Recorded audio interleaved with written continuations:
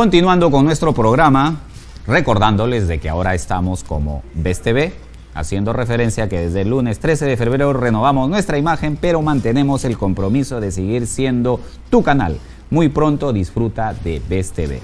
Bueno, en la programación de entrevistas en esta oportunidad tenemos a un especialista en transporte que es don Luis Torero, ¿verdad? Sí, ¿qué tal? ¿Cómo estás, Johan? Muy buenas tardes. Bienvenido al programa y a hablar de lleno. ¿Qué pasa con nuestro transporte? ¿Por qué Lima y el Perú como tal no tiene un transporte ordenado, digamos, a comparación de otras ciudades? ¿Qué nos falta? ¿Es cultura? ¿Es planificación? ¿Cuál es lo que nos puede explicar Luis Torero en base al conocimiento que usted tiene? Bueno, gracias por la invitación. Realmente el usuario ha perdido la noción de reclamar un servicio de calidad, porque desde el momento que paga un pasaje, definitivamente el usuario debería ser el principal actor, digamos, de esta coyuntura de un mal servicio que se presta hoy día en el transporte público, ¿no? Casi en todas las modalidades, porque no solamente el transporte urbano, sino el transporte interprovincial, el transporte de carga, y hoy día no solamente, ¿no?, el tema del servicio es para llevar personas y mercancías, sino también hoy día las mascotas ocupan un lugar importante en el transporte. Antes solamente se hablaba de personas y mercancías y hoy día la mascota puede pagarle su pasaje y va cómodamente sentado en un asiento, ¿no? Interesante. O también hoy día en un bus de transporte público, ves que llevan sus mascotas y las suben al bus y claro, realmente... porque se veía normalmente para el tema de los invidentes respecto con... solamente ellos. ¿no? Pero ahora ya, bueno, el tema de las mascotas, vaya, si vamos 20 años atrás, como opción de estudio, muchos hubiesen decidido ser veterinarios, claro, porque les está yendo muy bien. Claro. El tema de atención. Pero bueno, volviendo al tema del transporte, los autos colectivos. ¿Por qué existe el colectivo como tal? El auto colectivo existe porque existe una demanda. Justamente. Y entonces, lamentablemente, también hay otro tema que es muy importante destacarlo ahora, ha crecido la demanda porque también hay gente que perdió el empleo, hay gente que hoy día se moviliza mucho más y el transporte público masivo no cumple, digamos, la calidad del servicio, o sea, la cantidad de flota para que realmente se pueda atender esta cantidad de demanda, ¿no? que en muchas oportunidades he utilizado el corredor morado y me parece, no es lo ideal, pero si comparamos con el micro de antaño, se ve por lo menos claro, un mayor orden, ¿no? Lo que sucede es que un sistema integrado de transporte, como el corredor morado, el azul, el rojo, el amarillo, es el modelo propicio para una ciudad que realmente queremos todos, ¿no? ¿Por qué? Porque primero lo tomas en un paradero. Claro. Segundo, en algunos casos usas la tarjeta para pagar el pasaje. Tercero, no tienes 1000 personas que suben al bus a venderte caramelos, que salieron de la cárcel, que están buscando empleo, o están pidiendo limosna, que es bastante incómodo. O sea, si bien es cierto, los peruanos somos mucho de corazón, pero lamentablemente es incómodo para un niño, para un joven, que se suba, puede ser una persona que acaba de salir de la cárcel a pedirte una limosna, porque al final no sabes si te va a hacer algo, o cómo va a reaccionar ante una situación como esa, o de lo contrario, que a un niño se le antoje comprarse un chocolate y la mamá no tiene la plata para el chocolate, entonces se crea una distorsión. Un viaje debe ser placentero, un viaje debe ser con comodidad, con seguridad, pero hoy día tenemos un transporte que definitivamente en ninguno de los sistemas podemos ver que hay una calidad de servicio, ¿no? La famosa cultura combi, ¿no? Así es. Ahora, lo de la cultura combi es porque realmente hay una falta de autoridad. Porque no es ni la combi, ni es el conductor. Es la autoridad que no cumple su trabajo. Entonces le echamos la culpa al vehículo. Porque en su tiempo la combi resultó ser, pues, oye, te quedaste sin empleo, y con tu liquidación compraste tu combi y dale a chambear. Hay mucha gente que ha hecho dinero. Tú habrás escuchado ese mensaje que dicen, ¿qué quieres? ¿Que robe o que trabaje? ¿No es cierto? Entonces, si tú tienes que tomar una decisión, trabaja. Pero si tú dices, pero no tengo la legalidad, soy informal, ¿qué tiene que hacer la autoridad? Darle la formalidad a esa persona, ¿no es cierto? Porque, mira, a ver, en el caso de la avenida Arequipa, tienes el corredor, en este caso azul, ¿no? Vas en el azul, tomas en tu paradero, pero el colectivo, a razón de que son 3, 4 los que van y te cobran un sol más que por el tema de la rapidez, no estás pagando un taxi, pero sí, definitivamente te trasladan rápido. O sea, la demanda está como tal. Claro, pero en la informalidad, ¿cómo hacemos eso? Lo que pasa es de que existen verdaderos transportistas que trabajan con su vehículo para generarse un ingreso dentro de la ilegalidad. Porque una cosa es ser legal, que son las empresas formales. Otra cosa es ser ilegal. Quieres ser legal, pero no te dejan las autoridades. Y otra cosa es el que todos los días cacholea, que es el informal. Dice, no, hoy día no voy a jugar casino, voy a hacerme un par de carreritas, o voy a hacer un poco de colectivo y ya salvé el día. Ese es el informal. Eso es lo que tiene que combatir la autoridad. Pero el ilegal está luchando para que las autoridades vean la forma como regulan. Por decir, en el auto colectivo tenemos más de 200.000 autos colectivos en Lima metropolitana solamente, que circulan de Chosica a Lima y siguen trabajando. Del Callao a Lima y siguen trabajando. De Villa El Salvador a Lima y siguen trabajando. De Comas a... Entonces tú dices, ¿dónde está la autoridad? Pero siguen trabajando porque hay la demanda. Hay la demanda. Entonces, cuando yo veo esta situación donde hay un enfrentamiento entre una persona que está trabajando y le quieren quitar su vehículo, que con mucho esfuerzo, ¿no? Y entonces el usuario ve ese tema y ve la autoridad, que ya se están peleando entre autoridad y conductor por defender su herramienta de trabajo, yo pregunto, ¿cuál es la labor de la autoridad? ¿Regular o sancionar?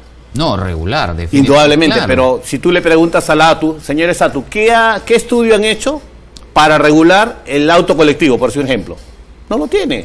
Y ahí, mira, y te cuento, hay mucho de esto, el caso de cuando se dio la ATU, porque es en el tema legal sobre todo, ¿no? Es una norma que solamente es para Lima y Callao, cuando se entiende que la norma es igual para todos. No. Ahora bien, en el caso de los permisos que antes o todavía se dan por municipalidades en provincia, ¿no?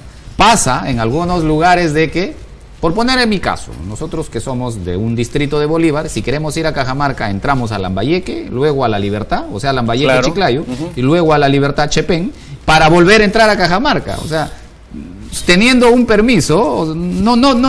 Claro. Tendrías que tener 3 permisos. Claro, o sea, detalles como eso, ¿no? Hay una deforma, no es reforma, sino deforma del transporte. ¿Por qué? Porque hay demasiados entes. Tienes al Ministerio de Transporte y Comunicaciones, tienes a los gobiernos regionales, tienes a las municipalidades distritales, tienes a las municipalidades provinciales, tienes a la Policía Nacional de Carreteras, tienes a la Policía de Tránsito, tienes a Ocitran, Sutran. Y entonces, si tú comenzamos la punta de la historia a esta punta, vemos que hay tanta fiscalización y tantas entidades, pero en el final tú ves que todo el mundo hace lo que se le da la gana. ¿Comprendes? Entonces, vaya, interesante. La idea ¿cuál es? Ese famoso monstruo que se llama Ministerio de Transporte y Comunicaciones debería ser Ministerio de Transportes para regular toda esa deforma, porque no reforma, porque no se ha reformado en 15 años hasta absolutamente nada. Entonces, esa deforma el transporte de una vez por todas, en un plazo determinado, solucionar. O sea, es una cuestión muy macro que por muchos años no se ha solucionado por ninguno de los lados realmente, ¿no? Y creo que ahí también en el caso de Holanda, como, bueno, Países Bajos ahora, como país y Ámsterdam como ciudad, ese cambio que han dado, o sea, ya no han ido a la promoción del uso pues de la bicicleta, los espacios libres, claro. Pero claro, ahí han tomado de manera distinta el cambio. No, es que ¿cuál es tu análisis respecto de ello? Mira, entiendo que por ahí también tienes tu punto de vista. El Perú, a comparación de diferentes países, tiene un mercado muy informal. Hay gente que trabaja mucho en la calle. Si tú ves Santiago de Chile, tú no ves tanta gente en la calle. O sea, las horas de laborables, todo el mundo está en su oficina o está en las academias. Entonces ves las calles vacías, el metro va vacío, los buses articulados van vacíos, y dices, qué raro, los colectivos están como paralizados, porque también tiene colectivos Chile. Ya, interesante. Entonces, ¿qué pasa? Y entonces tú ves Lima, y Lima ves que todo el día la gente se mueve. Por ejemplo, mira, a San Isidro entra 1 millón de personas. Claro. O sea, y esa Javier Prado parece Wall Street. Claro, entonces el Perú tiene la característica que el peruano, como es emprendedor, como es la persona que digamos es chamba, full chamba, todo el día se mueve. El que no se mueve es que no quiere chambear, correcto, ¿no? Exactamente. Entonces, Lima y el país en general tiene esa característica. Entonces, por eso que el transporte es el colchón del empleo de todos los peruanos. Entonces necesitamos no una ATU, porque la ATU es un símbolo, es Sí, un sí, saludo sí, a la bandera. Sí, digamos necesitamos que se salió la entidad a razón de una situación de decir, oye, esto va a salir, pero vemos que no. Mira, los corredores que hace un momento lo mencionaste, el corredor morado está ahorita en crisis. ¿Por qué? Porque justamente con estas paralizaciones de la actual coyuntura, cambia de ruta, lleva menos pasajeros, tiene las rutas invadidas por ilegales. Por ilegales. ¿No? Ilegales, informales, ¿no? Ilegales son los que quieren ser, pero no, informales. Tienes también a los colectivos que son ilegales porque quieren ser legales, ¿no? Tienes a los mototaxis que se atraviesan por todos lados porque ya los mototaxistas son dueños de todas las avenidas, ¿no? Entonces nadie respeta nada, estamos en un mundo de las maravillas y la verdad las cosas, muchas autoridades paran poco, ¿no? Variopinto, ¿no? El otro día me di fui a ver un amigo en Chorrillos y por coincidencias tomé una ruta, estaba en un mercado y me dice, date la vuelta. Oye, vaya, la cantidad de motos, eso parecía un avatar, o sea, porque, dominan tanto la moto que parecieran, o sea, con la moto caminan. Claro. No, y acá viene un tema, ¿no? En el caso del mototaxi, que yo no estoy de acuerdo que la gente trabaje, así sea en su bicicleta, porque hasta en bicicleta hoy día hacen su delivery, el Uber, ¿cierto? ¿No? Entonces, ¿pero qué sucede? El mototaxista o el vehículo menor de 2 o 3 ruedas es el colchón político de las autoridades distritales. Ese es el detalle. Entonces, ellos administran a los mototaxistas. Yo pregunto, mira San Juan del Lurigancho, Villa Salvador, Ate Vitarte, ves que un fiscalizador que tiene convenio con la ATU sanciona al mototaxista, no es negocio, pues una multa para ellos no le va a justificar nada. Entonces, ¿qué sucede? En los distritos parte la informalidad, la ilegalidad y todo lo que podamos ver en el transporte. Entonces, si el distrito no cumple con su trabajo, ¿qué tendría que hacer el ministerio? Quitarle las facultades. Buena alternativa. ¿Cuántos años tenemos viviendo en esta incertidumbre de mototaxistas informales que digamos, no tienen ninguna autorización, no tienen licencia de conducir, no tienen SOA, la moto se está cayendo por pedazos, en la vista y paciencia de las autoridades? Es de anécdota el otro día. Incluye la policía, ¿no? Sí, de anécdota. Por la vía expresa, de pronto había una moto de estas son que de carga, ¿no? Iban con... parecía los camiones estos que transportan a los policías, pero de la playa. Claro. O sea, todos esos detalles que tenemos. Y hay un ejemplo bueno digamos, en el tema del mototaxi, que es uno de los vehículos que realmente satisfacen la demanda de gente que quiere llegar hasta la puerta de su casa por diferentes motivos, ¿no? Exacto, ese detalle, ¿no? Para en la esquina, botica, poste, tienda. Claro. Y yo recuerdo cuando se implementó el corredor morado, incluso las personas iban y le increpaban en ese tiempo Guerra, creo, el director. Guerra García. Sí, que por qué lo deja tan lejos. Uy, claro, la costumbre de... Claro. Bueno, y el famoso pie derecho, ¿no? Pie derecho, ¿por qué? Porque paran y con las mismas están yendo. Pero en realidad como tal es el paradero, o sea, tú caminas al paradero en un horario y un tiempo, como debiera ser. El tema de los colores es muy importante porque, si bien es cierto, somos un país de multicolores, nos encanta, y le pones a tu empresa de transporte San Sebastián, le pones Virgen de Chapi, todos son santos, ¿no? Pero santos serán de nombre, pero en actitudes no. Pero en el caso de Chorrillos, te pongo un ejemplo, en Chorrillos todos los mototaxis son de un solo color. Entonces, ¿cómo tú puedes detectar un vehículo informal? Por el color. En Chorrillos todos son azules. Sí, azul con blanquito. Yo te pregunto, ¿por qué no en San Juan del Lurigancho son, por decir, verdes, o son rojos, o son un color para que tú puedas identificar al informal? Ahora, tampoco le pedimos que de la noche a la mañana lo pinten todo, porque hay un tema económico, ¿no? Pero es que no lo quieren hacer.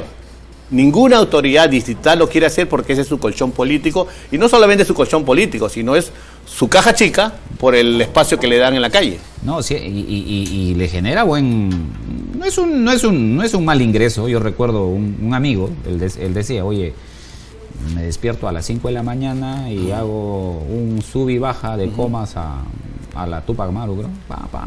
Sacaba ahora, no menos de 50 soles en 3 horas.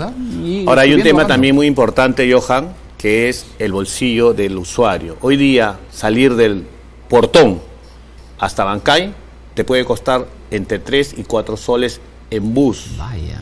Entonces, si esa gente que más necesidades tiene o escasez económica tiene que pagar ese pasaje en un bus destartalado, porque has visto esas coasters que ya no deberían estar circulando, que deberían haber ido al bono de chatarreo, siguen circulando en vista y paciencia del alcalde distrital, de la ATU, de la Policía de Tránsito, del provincial, de todos, ¿no? Entonces son demasiadas cosas, y por eso regresamos al principio de la entrevista, que es el usuario no tiene a dónde reclamar esa calidad de servicio y por qué tiene que pagar un pasaje tan caro y demorarse desde el portón hasta Bancay, posiblemente hoy día con las manifestaciones políticas hasta 3 horas. Cierto, ¿no? ¿Entiendes? Entonces, ¿cuánto pierde el país cada día por esta situación? Ahora, yo veo con mucha expectativa la línea 2 del metro. Bueno, los que hemos tenido la oportunidad de estar fuera, París, Londres, y ver su sistema de transporte de una forma tan rápida, ¿no?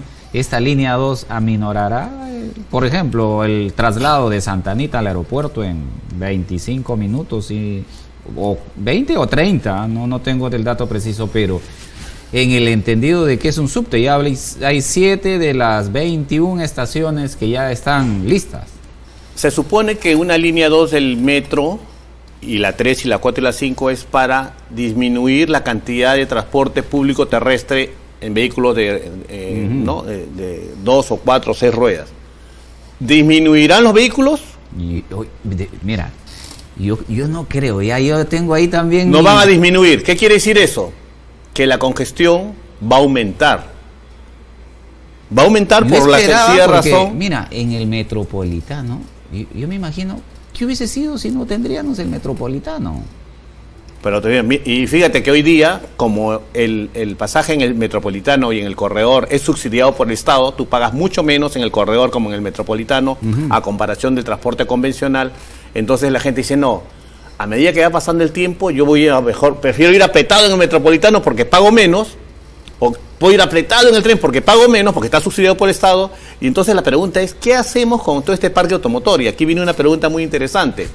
¿Qué está haciendo el Ministerio de Trabajo y el Ministerio de Economía y Finanzas para paliar el futuro desempleo que podría haber con miles de transportistas, que indudablemente ya no sería negocio trabajar las rutas convencionales si tenemos una línea 2 o una línea 3 o una línea 4 del metro? No se está haciendo nada. Sí, yo veo que eso en algún momento va... Y acá viene lo más bonito del tema. ¿Has visto cómo ha aumentado la minivan, esos carritos chiquitos? Uy.